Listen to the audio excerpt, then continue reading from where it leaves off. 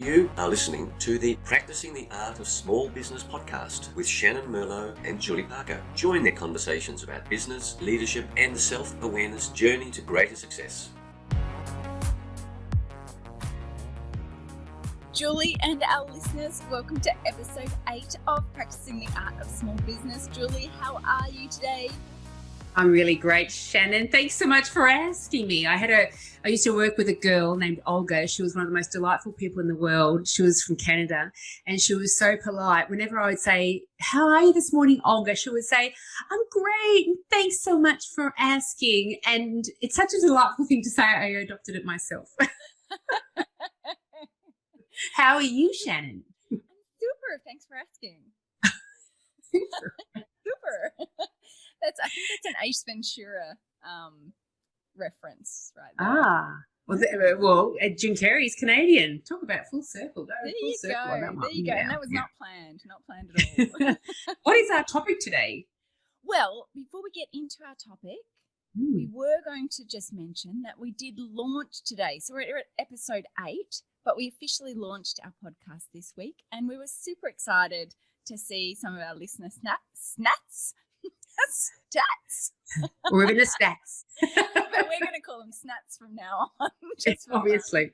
And so I was super chuffed, and I think you're excited as well. I was so damn excited. And honestly, whenever I do launch anything, even within my own business, I send the email out, and then 48 hours later, I am so surprised that I haven't had 50 phone calls telling me how awesome I am. Again, I was surprised, but we had good downloads. We had a good download rate. Mm-hmm. And the one thing that we hadn't asked for is if you enjoyed listening to those podcasts, we would love it if you gave us a 5-star review or rating and a magnificent review if you felt like it. Yeah, that would be awesome. And share it with your friends and everything, Yeah. So if you feel the need, it would be wonderful to give us a 5-star review. Yeah, that'd be nice. Yeah. So following that, we are going to talk about money. Money. More importantly, we sort of were brainstorming the topics for today, and money's a really, really big topic of discussion.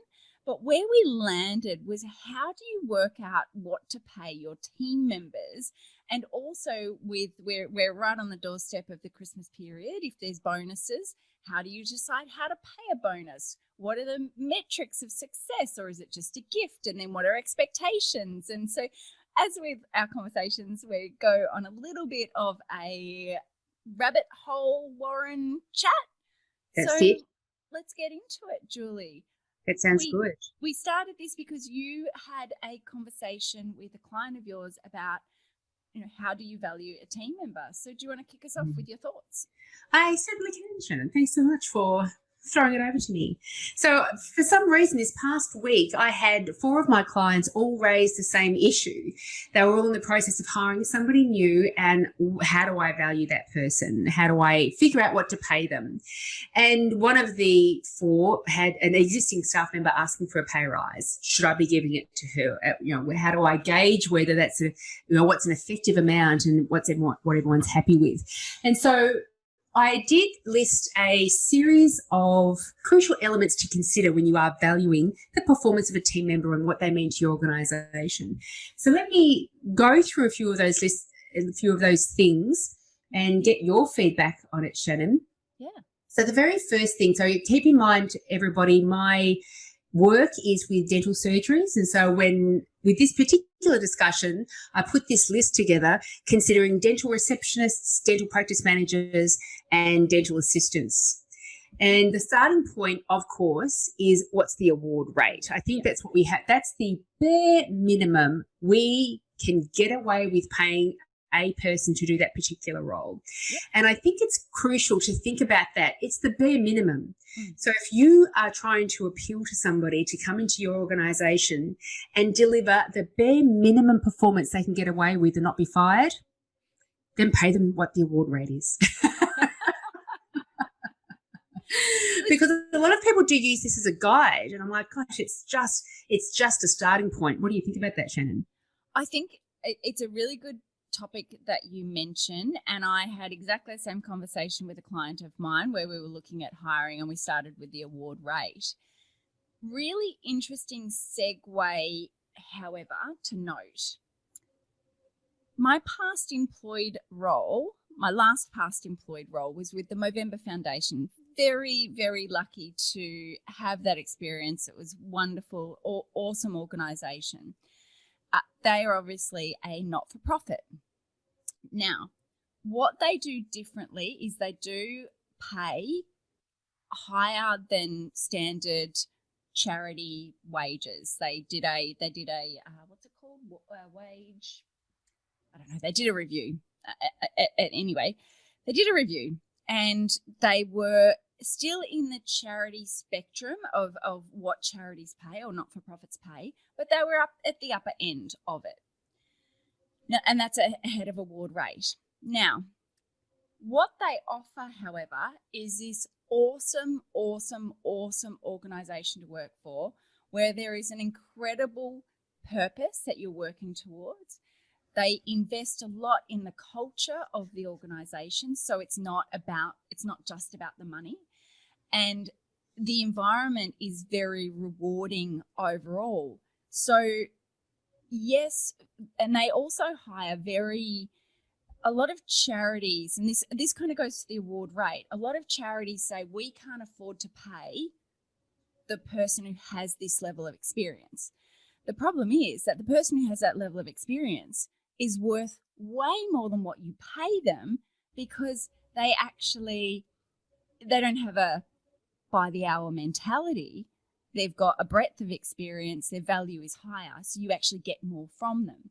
So Movember had that philosophy. We pay the right amount, we get people with great skills in, we give them a really rewarding environment. Yes, if they were in commercial establishments, they'd be paid more, but because we've got these other environmental considerations that make it an attractive organisation, we get to attract really great people with exceptional skills and pay them on the charity rate. So I trust that added value, Julie, even though I kind of segued off the main chat. Yeah, no, I just was writing down as you were saying it, because I thought I'll bring this point up later, but I think it's key to bring it up now. Why not bring it up now while we're talking about it?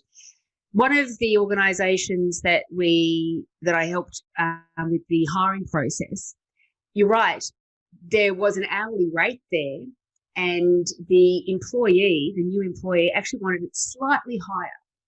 However, she was so thrilled to come to what the offer was because of two things. One, the enormous benefits that she would have in working for that new organisation, and she so desperately wanted to get away from the negativity of the old organisation. And so for that particular person, and it is the same with everybody, they will put a certain value on what you have to offer, and that can help them in the negotiation process to be flexible in their space. Yes. Yeah. So the takeout, which is a very different tangent than how much do you pay someone, is what can you offer outside of money that makes your establishment an attractive establishment, so that money is less of the incentive to join your organisation. Absolutely. And a classic example is a working mum. Can I have flexible working hours? Is it okay that if my child's sick, I can just drop everything and run to my child? And can I have school holidays off? So all of a sudden you are creating a working environment that is so appealing to that person that they can't necessarily get out of the places, and that's worth value to that person that may not be the hourly rate. So culture is king. So any time that you can look at the environment that you're creating, where you are investing in a great work environment and a great culture, then again, people are attracted to that. People want to be a part of that. So that is also a greater incentive, but certainly a persuasive incentive for people to join your organisation. And something that's common, sticking on this point for a moment, is there are many business owners that I come across over the years that have said, we've got a great environment here. I asked the team members. It's a terrible environment here. So as a business owner and a leader within that organisation, let me tell you, it's always worthwhile having some frank and open discussions with your team members. And you don't need to put them on the spot and say, what don't we do really great here? And, is it a great environment, and force them into that position, that dicey position of saying, no, it's actually pretty terrible. You can just float the idea in a brainstorming session, for example, and say, let's talk about a few things that we can implement here that would make this team environment even greater than what we already think it is. Actually, again, segueing around. The tangents are impressive. The tangents are impressive. Not that I want to make it all about promoting what we do, Julie, but just a moment of promotion. There's good safety in having external people come in and ask your team what it's actually really like, with the idea that that external person's coming in to help solve those problems. I know that when I've come into organisations and I've framed it that we want to understand what are the problems, tell it to me straight, because my job is to try and shift those problems. So if I know what they are, then I can be a part of helping solve that. You're anonymous. This is anonymity is ensured. And it can be really insightful for the business owner as well when I've given word for word responses back. It can be enlightening and very confronting, but I think those business owners who are open to receiving that, what a great growth opportunity. Tremendous growth opportunity. And they'll always reflect, if they manage it well, they'll reflect back on that moment as that's when things started to change for the better for this organisation. Absolutely. So one of the other things that I mentioned to my group, this is part of my group online coaching program that I focus on this topic since so many of my direct clients were having issues with it, was, of course, the responsibilities of the role. How many responsibilities is this team member going to have? You certainly, in a dental situation, you can have a receptionist that does all the standard things that you would imagine, answering phone calls and taking payments, etc. And then you've got other responsibilities that can be added onto that role, such as you're in charge of a marketing plan. I want you to set out budgets for all the different areas of the organisation. And so that's another key, crucial factor in considering what the value of a team member is. Also, what skills do they have now? What skills are they bringing to the table right now? And what are the new skills that they're going to need to improve upon or adopt in order to fulfill the role to your expectations as well? So how much training is actually needed for this new team member as well, and how much are they bringing to the table from the very start?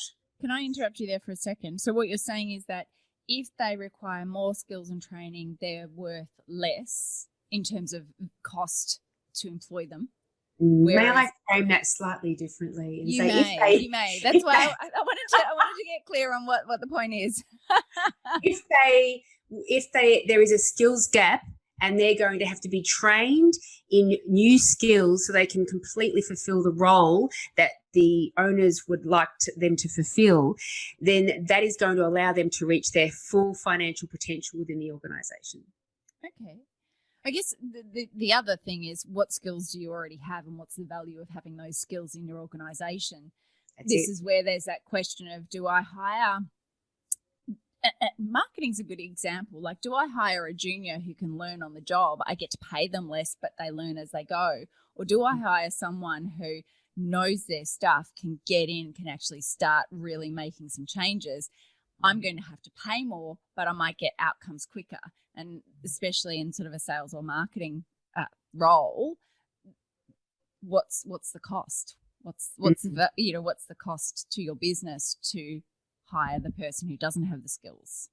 And that's a classic call, isn't it? It's a classic call that a business makes. I can't afford to pay somebody in a marketing position that kind of wage straight away. So I think I could get away with trying to get a student of marketing that hasn't quite finished their course yet or whatever.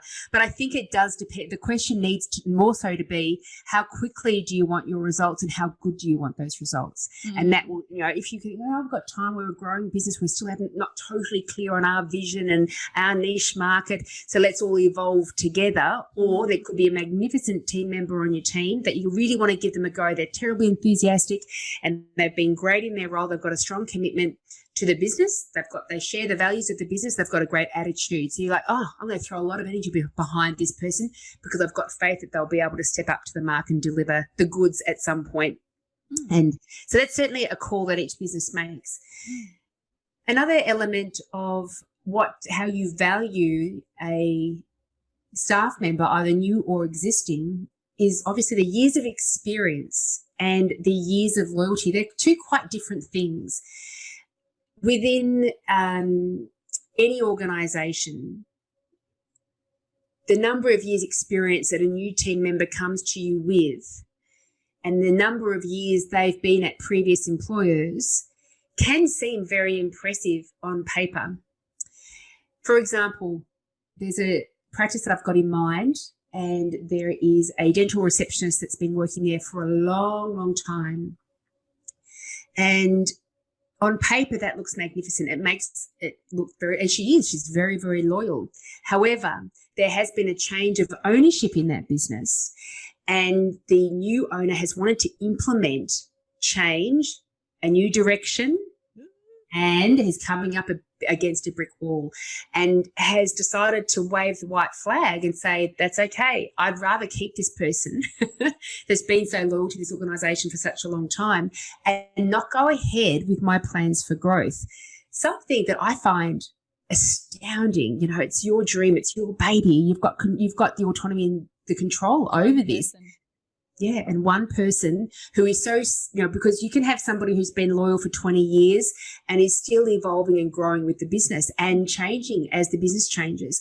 Or you've got someone who's becoming more and more steadfast, and this is the way I do things. Don't make me change. I'm very comfortable here. And that's an interesting point. I know that when I've gone into clients in the past, there's normally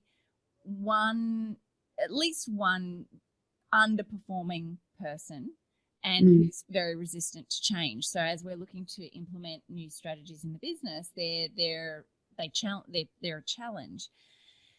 And it's really interesting how there's one client in particular that I've got in mind, and I've really challenged them about this staff member because the staff member fundamentally isn't doing their job. And I've challenged the boss to say, the business owner to say, like, why would you keep this person when they're not fulfilling their roles and they're getting paid to fulfill that role? And more importantly is you're not able to get the business insights from this person where they're in a role where there needs to be business insights. You're not getting the business insights that you should be getting at the wage that they're being paid and with the qualifications that they do have. What, as a consultant in the organisation where you've got someone who needs to provide, and it's a finance role. So in a finance role, you need information, you need reports, you need insight, and you want the finance person to be able to provide strategic insight and executive recommendations off their insights. And I'm like, what do we do here? And yet the investment in the employee is very strong because of the loyalty. And that's amazing in a small business because we want people that we can trust. And it's a case of sort of saying, well, this person, we really respect this person. They do a good job. Yes, they've got their faults, but we want to do the right thing. And I think there's a separation. There's a bit in the middle between effectiveness of performance and loyalty. And it's almost like it's actually okay to not be effective if there is loyalty. And maybe that's a good thing. Maybe that's part of the heart and soul of being in a small business where you have this deep love of the people that you have been on the journey with you. Yeah. And sometimes cold-hearted consultants are like, but they're not doing what they're supposed to do. You haven't got every box ticked here. There's a problem. But I think you're right. I think there is value in all of these different elements. And as I'm moving through this list, what I came to was that perception has value in each one of these elements. And so maybe attributing a point system to each of these key areas, each of these factors of how you value financially an employee, and then depending on how many points they tally, that is equal to the amount of money that you pay above that person above award. Okay. Yes, I made a little Excel document for it for my clients as well. So if anybody wants to have a look at it, you can. Lord, check you out. Another element is their team contribution. We've all worked with team members at both ends of the spectrum and everybody in between. Those that come in and they're never a morning person and they've got a few whinging and whining to do before we can get started with the day, and they kind of drag their feet a little bit. And then we've got other team members that bounce in, hello, let's have a fantastic day today. And the minute one team member is having a bit of a challenge, they're there supporting them. What can I do to help you? Buck up, it'll all be okay. And so you've got some team members that allow each other just to get your own jobs done, which is groovy and fine. I've got no judgment around this. But I love those sort of team members that feel themselves so much of a part of a team, love watching everybody else succeed as well. They've got that real generosity of spirit and energy behind living life, that they actually increase the amount of contribution that other team members have to the organisation. That's worth something. How do you work out? That's probably for someone who's looking for a pay rise more than if you're doing a new hire, right? Yeah, you definitely need proof of that. You can't just be assured, oh, believe me, I'm happy every day. Now pay me more. I'm really going to contribute well. I'm going to bring everyone along the journey. Yeah. And then, of course, Joe, what do you do when they start getting really sad for a few years and they're not contributing? Yeah. Another element is the standard of personal presentation. I've got that in for dental practices because you're dealing with people all the time, and you're dealing with people all the time in a medical sense. And so personal presentation lends itself toward the image of the practice, the level of professionalism, and how seriously we take cleanliness and hygiene and all the rest of it as well. I was, as you said that, I was like, oh gosh, we're getting into tough territory here with some sort of gender stereotyping and what do you wear, and you've got to wear the shirt and the this and the that and all the rest of it in more white collar industries is what I'm thinking. And I'm like, oh, I don't know if I'd put that in there unless someone's got a real problem. But in dental practices, I can absolutely see you don't want someone who's fishing around in your mouth to turn up with disheveled, unwashed hair with bad breath and dirty clothes. Like it's and a nose ring and a neck tattoo that's physical and bad body odor. I've got nothing against tattoos and piercings and things, but the tattoos do need to be covered up, I believe, to present that real health professionalism. A lot of people, whether they agree with it or not, we like to be able to go into a health setting, hand over the personal care of our bodies to people that we have a lot of faith in. Yeah. And sometimes it's a new patient that hasn't had the chance to get to know all the beautiful characteristics of people. And sometimes it's for the existing people that, because they know all the beautiful characteristics, they say, I don't care if you've got a bolt through your nose and a neck tattoo that winds up over your cheeks. It doesn't bother me because I know how much you're going to care for me. But it's not everybody. No, but it's true. It is true. And I do some training for a networking group that I'm involved with. If anyone would like to come as a guest, Fresh Networking, check it out. I'm in South Yarra. In fact, Julie, you should come as my guest. We should. I don't know why you haven't invited me. Maybe you're embarrassed to know me. You know what? I'm presenting in January. This episode probably won't go out before then. But come along, hear my dulcet tones in a presentation. Maybe you were afraid I was going to be critical of your dulcet tones, but how could I possibly be that when I so eagerly listen to these podcast episodes even after we record them?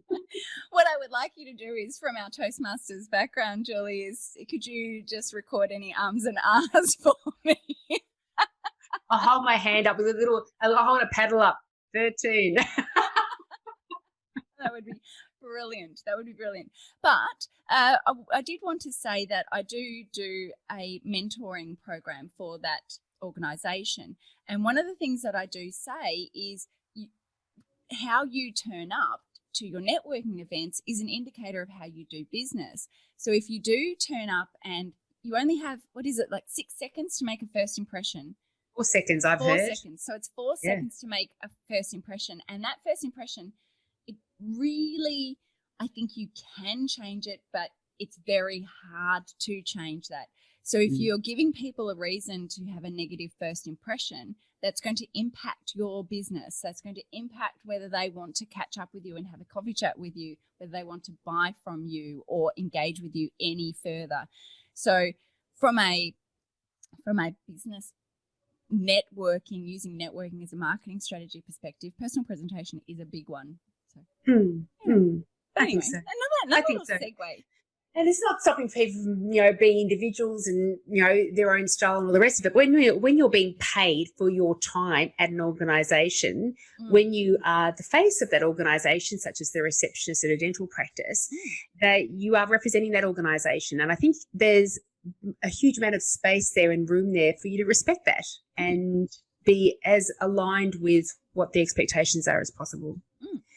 Another element is the communication, rapport building skills with customers and clients as well. And in dental practices, it's with patients. These are the people that are buying our services and products after all. How good is that individual in building swift rapport, developing know, like, and trust easily with the customers? And so rather than just happen by for 1 or 2 purchases, they're like, no, I really like the experience I have with this place, and specifically because of that person. So I'm going to keep returning and giving my ongoing business. Think of hospitality. How many people just love going to the same restaurant because the waiter is fantastic and always remembers what they order? Yeah, so true. So true. Okay, what else is on your list there, Julie? I got attendance and reliability. Oh, we like a little bit of reliability. We rely on reliability. Okay. And staff wages budget, of course. We've got to always consider, sometimes we think, I'm so generous of heart, I'd love to pay this person 4 times the market going rate. Can I afford it? No, it'll send the business under. Well, maybe not. So always consider what your budget is as well. Yep, fair point.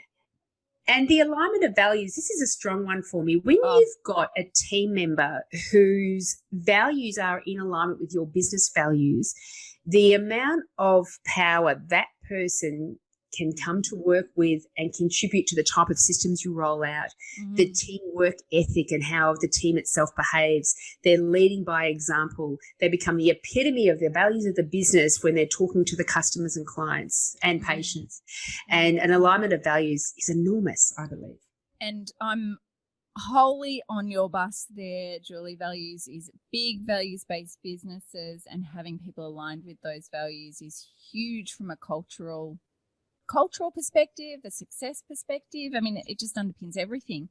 One thing that's really important, I think, is a couple of points on values. I'm super passionate that your values need to be heart-centered, and that sounds a little bit airy-fairy, but you need to have passion for your values. And if anyone says their value is accountability, I roll my eyes and I say, not if you're working with me.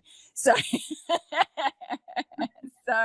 because no one can get excited or passion or enthused about accountability. So not what you say it like that. Accountability. Woohoo! So that's one. So I think that the fun of having values is when you can actually have fun with them and they're meaningful and they are something that you feel really proud of.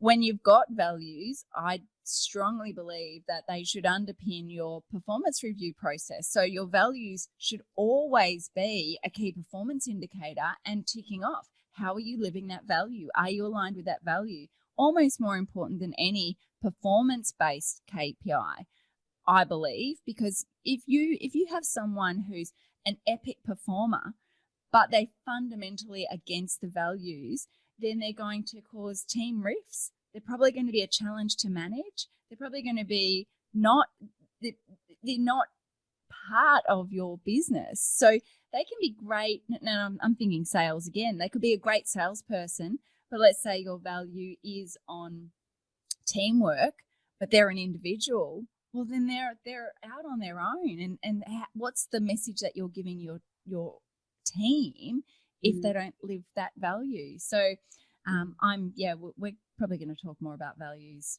many times on this podcast. Got a feeling it's had a role in every episode, I feel like, to date. How important it is. And my last one consideration I'm going to mention and then say, let's put a pin in that one and speak after I tell you another few things. If I could. So the other consideration, of course, is whether the business pays bonuses, if bonuses are part of their remuneration or not. Let's put a pin in that one because you and I both have things to say around that. And I just wanted to throw in another few considerations when it comes to valuing the pay rate of employees. One of the questions should be, are they going to save you time? So an example is, well, they are going to require a lot of one-on-one training. And so at the moment, they're certainly not going to save us time. Other people come with such a wealth of experience and have been rolling out similar systems in such an effective way in the past that they will save you time. They can help train your existing team up to their level of efficiency. So ask yourself, are there areas where this person's actually going to save this organisation time? Also, do they have the ability to train others? The minute you've got somebody experienced enough to be able to train other members of your existing team up, they are now boosting the return on investment on those team members' wages as well. So that's another key consideration. Are they going to attract and keep business? So are they going to attract new business? Do they end up keeping existing business? Do they build such strong relationships with your customers and clients that that customers do want to continue on returning, and that the new ones that come in contact with your business straight away are so impressed with that swift rapport building skills that this person has that they do jump on board and start buying from you instead of your competitors? So do they attract new business and maintain existing business? The second last one in this list is, do they relieve pressure on you? And so are they so effective in their roles and in their execution of responsibilities that you will be able to delegate some of your tasks onto them? And so that they'll actually be broadening their list of responsibilities and taking pressure off you. And the last one there is there going to be a reduction in time management spent on addressing minor issues? Are they self-sufficient? Are they a self-starter? Are they willing to take responsibility over their performance and over the space they keep within your organisation? Or are you going to be at them constantly managing little minor issues just because? And this can happen, and I don't resist it, when you've employed a younger person to try to train them up and upskill them through the organisation. Those sort of people absolutely require that additional care and attention in addressing, like, you do have to turn up on time every day, and don't forget to make sure you've got your full uniform on every day, and start time isn't when you roll into the car park at 9 o'clock. And so, Shannyn, those are the crucial considerations that I urge employers of team members to think about when they are determining the financial value of a new or existing team member. Okay, brilliant. Is it worthwhile me quickly running through what I wrote down for our listeners so that they've got Please. the list? Absolutely. Award rate, responsibilities, required skills and training, loyalty to the organisation, team contributions, standard of personal presentation, communication or rapport building, attendance and reliability, whether the business has budget, whether there's a values alignment, whether the organisation pays bonuses. Are they going to save you time? Can they train others? Can they attract or help retain existing customers? Do they relieve pressure on you? Or is there a reduction in time management by them in that they're a self-starter or proactive or so on and so forth? Beautiful. I love it. That's an awesome list. That's an awesome list. There's two things that I would like to add, Julie. I mentioned at the start of the podcast about how Movember pays, and there was concern about were they paying appropriate award rates or appropriate rates for what they were doing. They went through a job sizing process. That's the word that I couldn't work out at the start of the podcast. It's a hard word. I sympathise. Thank you. And in that job sizing, there were 2 extra things that are not on your list, which I think could be added if you wanted to, or anyone else wants to add to the list. I love being told that I've been lacking in my preparation. Please go ahead. I've got my pen ready. This is a learning opportunity, Julie. How I'm taking it. I haven't taken it to heart at all, believe me. I've just got a bit of hay fever in my eyes. That's all. That's why they're watering. That's okay. I'll give you a hug later. So that is accountability, whether they have accountability for others. So whether they're in some sort of management position. Now, it doesn't necessarily need to be that they have a management title, but are they responsible for being a team leader? Are they responsible for supporting others in the organization? Because if they have a responsibility for looking after others, then that means that they're more valuable to the organization, therefore pay increases. The other thing that was highlighted to me in the job sizing is what level of responsibility do they have for decision making? So are they responsible to make decisions on certain things? Because and they autonomously can make those decisions, because that requires a higher level of, again, I keep saying responsibility, but responsibility in the business, and therefore they're accountable to the business. So that means they're more valuable. So there was one other thing, and that is their level of autonomy. So you sort of said it in reduction of time management, but if they have a role that is very autonomous, that also increases the value, because you don't have to have constant management involvement, and it inherently means that they are a self-starter, they are proactive, their role requires them to just go out and do what needs to be done. So there are 3 other things that could be added, Julie, to your list. Listeners, you could add them to your list or not. I'm not going to be offended. I love those 3. Shannyn, my list is now complete. You've just been schooled. You've been schooled. No, thank you. Those are 3 key, crucial factors to consider. They are marvellous, so thank you very much for that. So one of the elements, of course, that we wanted to talk about briefly before we close up this podcast is bonuses. I've got my own feelings around the payment of bonuses. It is focused around my thoughts on what's appropriate for a dental surgery. But tell me what your thoughts are, first of all, Shannyn. Yeah, sure. I will do that, Julie.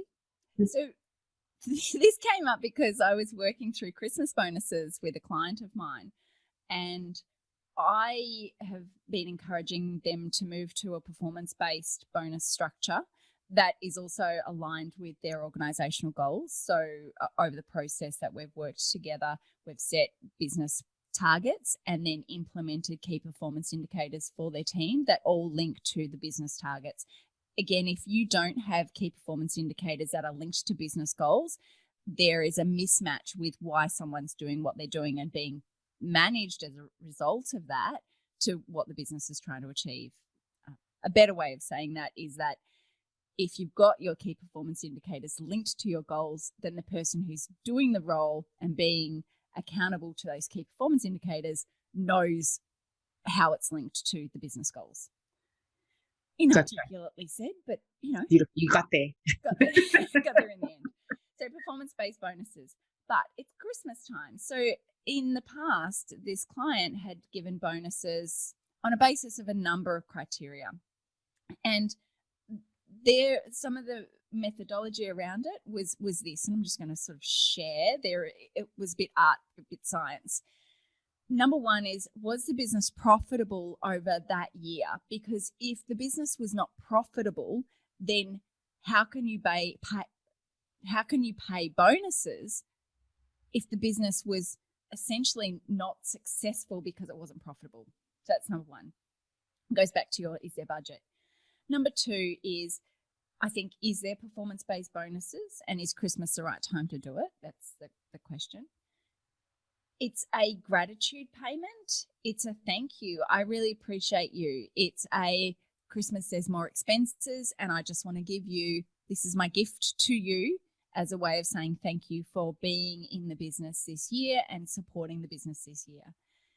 there was actually a discussion which was, I think I'm unfairly elevating this because this person is so good in the business and I really like them. I think I'm getting too personal. So, but at the end of the day, that probably fits into your criteria of they've relieved me pressure, they've saved me time, they've thought for themselves, they make my life easier, then they deserve to be paid a bonus. So it probably fits into your list criteria from that perspective. The other challenge, I suppose, with the Christmas bonuses is expectations of past bonuses. So if you've got bonuses tied to performance, then it's very clear to say your bonus will be less or more depending on what your performance has actually been. Whereas if you've got a Christmas bonus, any lowering of what was paid in the previous year is going to be seen as I didn't do as well, I'm not as good. And you made a great point where if you're paid $500 today, the value of that $500 gets lowered over time. So if you get paid another $500, you don't have the same level of excitement and enthusiasm as the $500 a couple of months ago. That's absolutely right. This is one of the things that has been my experience with dental team members, that value of that amount of money, the amount of money doesn't change, but the value they place in that money changes. So we landed on a bit of an art versus science approach to it, but I think the bonus discussion is a really interesting one. And I think it's a challenge for business owners because if you have a great year and you want to pay out bonuses, you've got to be very careful about what expectation you're setting in the future as to whether, hey, we had a monumental year, I'm paying you a bonus this year, don't expect one next year, this is not an ongoing concern. So that there's not that disappointment when it doesn't come through or it's less or what have you. So bonuses, I think, are an interesting thing. I know I used to love getting a little Christmas bonus, and Movember, bring it up again. Of course, we didn't have bonuses. It's not the organisation that would have bonuses because of its charity status. What do you get bonuses for? You did a great job at work. That's it. You did your job. Yeah, we were able to invest more money into programs. Yeah. Thank you. That's it. Yes. So I think that covers off. Does that cover off the bonus discussion? Well, I just wanted to mention what my thoughts around the bonus discussion was, Shannyn, if that's okay, that I interject my input as well. Oh, gosh, I don't know, Julie. I don't know what you think this podcast is about, but... And I will be swift because I know that we're running over time with the podcast, but just very swiftly. Within the dental surgery situation, I certainly saw challenges of bosses trying to figure out some way of rewarding. They wanted to reward great effort. With dental surgeries, though, there is always going to be, it's such a shared thing. So the receptionist does a great job. She gets the new caller coming into the practice in the first place. That's, if she didn't do her job, the rest of them couldn't do their job. The dentist has to be able to educate the patient well enough into what needs to happen in their mouth in order for that patient to be happy to move forward with any treatment. And the dental assistant, depending on their particular role and responsibility, sometimes they do play a role in the education of patients, sometimes they don't, but they're an enormous support as well. It was always very difficult to gauge who is the one that has all of this responsibility in making sure that the business itself is turning over a certain number of dollars every month or every year. But at the end of the day as well, the sheer fact that it's a health-related service, if we couldn't proudly say to patients, we get bonuses here, depending on how many people agree to go ahead with treatment, that would never seem acceptable to them. So that's one of my biggest issues with the bonus system. I think Christmas bonuses are a wonderful thing. I think you've got to just kind of throw, with dental practices, I say, it's tricky when you start giving different members of the team different amounts. Just make it one set amount for all the team. Go ahead and do it. But what I found, maybe a better path or another option to take when it comes to bonuses, is have the agreement, if this business turns over this much every month, then we are going to allocate, say, for example, $2,000 to improve our working conditions here at this practice. Let's get a dishwasher for the staff room. Let's get much larger lockers or a bigger fridge for all of our stuff in the staff room. Let's organise. This is one thing I used to do, and it was just such a winner. I can't even tell you how much I enjoyed this, just personally myself, but team members as well. We used to get a car detailer to come out every month and detail all of our cars. It was beautiful. And so maybe you're going to have fresh flowers delivered to the homes of all the team members once every couple of weeks. So have a think about how we can have a shared reward for good, strong, consistent effort and improve our working conditions at work, or have those little things that don't cost an enormous amount of money, such as car detailing. But when it's given as a gift, you're like, wow, this is great. You get in your car that night, it's all shiny and clean, all vacuumed. It's beautiful. So I think it deserves some creative thought around it, I think. I actually really love that. And I love that you can add variety to it so that people don't become complacent to the gift. I think a lot of workplaces bring massage therapists out and it starts off as a treat, but then it becomes just something that is done and yes, it's great, but it's an expectation. That's right. And if it goes away, there's a bit of resentment there. Yeah. So whereas if the whole team are kind of voting on, okay, this month, what are we going to get to make our lives happier here? Maybe it's a delivery of fruit every week, fresh fruit every week in a big basket, and just change it around. I think that's right. You keep it nice and fresh and you keep it feeling like a reward and a celebration. I love that, Julie. What's our reward going to be for the podcast? Wine, lots of wine. Yeah, actually, that's mine. Every month, wine is fine. Well, thank you so much for yet another delightful discussion, Shannyn. I have enjoyed it immensely. Likewise, Julie. Thank you, listeners. We look forward to seeing you or hearing you or you hearing us. Either way, we look forward to the next episode of Practicing the Art of Small Business. Take care over the holiday period, everyone, even though you'll probably hear this after the holiday period, but that's okay. Anyway. Well wishes anyway. Don't forget to give us a rating and a review if you feel like it. That'd be hugely wonderful of you. And we'll see you on episode 9. See you later. Bye.